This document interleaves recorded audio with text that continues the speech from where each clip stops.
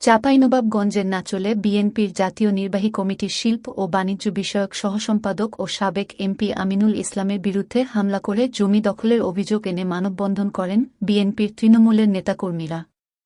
বৃহস্পতিবার দুপুরে চাঁপাইনবাবগঞ্জ প্রেসক্লাবের সামনে এই মানববন্ধন অনুষ্ঠিত হয়। তৃণমূল বিএনপি নেতাকর্মীর ব্যানারে মানববন্ধনে উপস্থিত ছিলেন ভুক্তভোগী পরিবারের সদস্য মাহফুজুর রহমান শাওন, লিপি হক, রেজিয়া বেগম, পিঙ্কি খাতুন, নাচল উপজেলা ছাত্রদলের সহসভাপতি কাফেক আলী সহ অন্যান্যরা। মানববন্ধনে বক্তারা বলেন, আমরা একটি ভুক্তভোগী পরিবার এবং সেই আমাদের যে জমিটি জোরপূর্বক দখল করা হয়েছিল সেই ভূমির সামনেই আমরা একটি মানববন্ধনের আয়োজন করেছিলাম, ইতিপূর্বে আপনারা জানেন। সেখানে আমরা তার যে অপকর্মগুলো রয়েছে আমিনুল হাজি, তার অপকর্মগুলো এবং তার সাঙ্গপাঙ্গদের কথাগুলো সেখানে আমরা তুলে ধরেছিলাম। আমরা বলেছিলাম যে তিনি এবং তার সন্ত্রাসী বাহিনী যারা অতীতে আওয়ামী লীগের সাথে জড়িত ছিল তাদেরকে নিয়ে তিনি একজন প্রবাসীর জমি, একজন প্রবাসীর ভূমি জোরপূর্বক দখল করে তাকে সেখান থেকে উচ্ছেদ করে সেখানে দোকানপাটে ভাঙচুর চালিয়েছে এবং নিরীহ মানুষের উপরে, মা বোনের উপরে, বৃদ্ধ মানুষের উপরে তারা গায়ে হাত তুলেছে। তারা ভাড়াটে গুন্ডা বাহিনী দিয়ে সেখানে ভয়ভীতি দেখিয়ে তাদেরকে মারধর করেছে এবং শুধু তাই করে তিনি ক্ষান্ত হয়নি, তিনি এই পরিবারের উপরেই বরঞ্চ মিথ্যা মামলা, যারা সেখানে উপস্থিত ছিলেন না, যারা ঢাকায় ছিল, যারা দূর দূরান্তে বিভিন্ন কর্মকাণ্ডে ব্যস্ত ছিল, তাদেরকে মিথ্যা মামলায় জড়িয়েছে এবং আমাদের পরিবারকে প্রতিনিয়ত তিনি হুমকি ধামকি নানা ধরনের অত্যাচার তিনি করে যাচ্ছেন নানাভাবে। আমরা অতীতে বলেছি যে আমরা অন্যায়ের বিরুদ্ধে প্রতিবাদ জানাচ্ছি, আমরা আগেও জানিয়েছি, আমরা এখনও জানিয়েছি।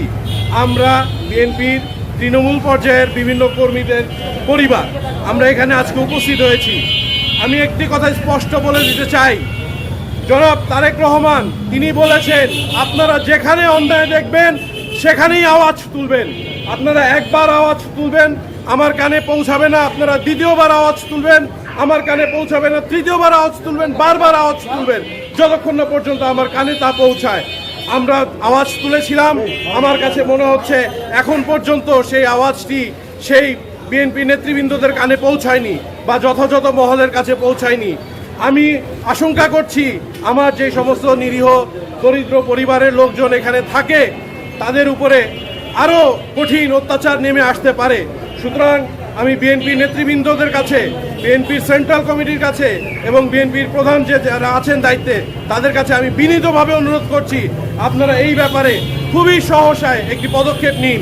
দেখুন, তিনি সাবেক এমপি ছিলেন এবং তিনি সেই পরিচয় দিয়ে তিনি থানা সহ বিভিন্ন প্রশাসনিক জায়গায় তিনি একটি আতঙ্ক এবং একটি প্রভাব বিস্তার করে চলছেন। আমিনুল হাজি সেই 100-150 জন গুন্ডা বাহিনী ভাড়া করে নিয়ে যে আমাদের পুরো অত্যাচার করে এবং সে হাসা দাও ওঠি যায় যেটা ছিল যে টিন ভাঙে এবং সে আমার গলায় হাসা ধরে বলে তোকে কেটে ফেললে কি হবে। আমরা সেই ক্ষমতা আজ হলো আসবো, কাল হলো আসবো, তাহলে আমরা সাধারণ জনগণ আমরা কোথায় যাব? আমরা সাধারণ মানুষ প্রত্যেকটা মানুষকে জানাতে চাই আমরা কি বিচার পাবো না বিচার আজও পাবো না। হ্যাঁ, আজকে আমরা স্বাধীন দেশের স্বাধীন মানুষ, আমরা কেন আজকে আমার বোন কি বিদেশ থেকে জায়গা একটা কিনে, একটা কি অপরাধ?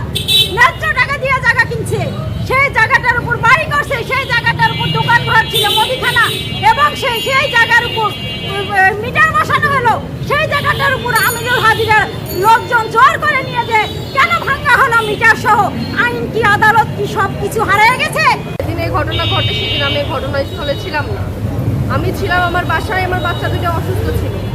আমিনুল হাজি যদি এই বিষয়টাকে সাপোর্ট না করতো, ওনার সাপোর্ট ছাড়া কিন্তু এই মামলাটা আমাদের উপরে আসেনি। পুরোটা একটা মিথ্যা মামলা, এই মিথ্যা মামলাটা আমিনুল হাজির সাপোর্টেই আমাদের উপরে আসছে। তো আমি এতটুকু বলতে চাই যে আমিনুল হাজির আমরা প্রত্যাহার চাই। আমিনুল হাজি কালে ভোটের কাজ না পায়, এটাই আমার অনুরোধ। এইটুকুই আপনারা সাহায্য করবেন, ভোটে না দাঁড়াতে পারে। নাচল উপজেলার একটি ভুক্তভোগী পরিবার আজকে এখানে উপস্থিত হয়েছে। তাদের অনেক ক্ষয়ক্ষতি এসব কারণ নিয়ে আমাদের সামনে উপস্থিত হয়েছে। এখানে সাংবাদিক ভাইয়েরা আছে, তারাও আছে। তারা দেখছে, তাদের আক্ষেপ, তাদের বেদনা অনেক কিছুই শুনলো। তবে আমি একটা কথা বলতে চাই, নাচল উপজেলায় যে পরিবারটির উপরে হামলা অত্যাচার হচ্ছে, সেক্ষেত্রে আমিনুল হাজি যে তার বাহিনী সেখানে প্রয়োগ করেছে, তার ক্ষেত্রে হচ্ছে লুটতারাজ ইত্যাদি ইত্যাদিভাবে তাদেরকে অন্যায় অত্যাচার করেছে।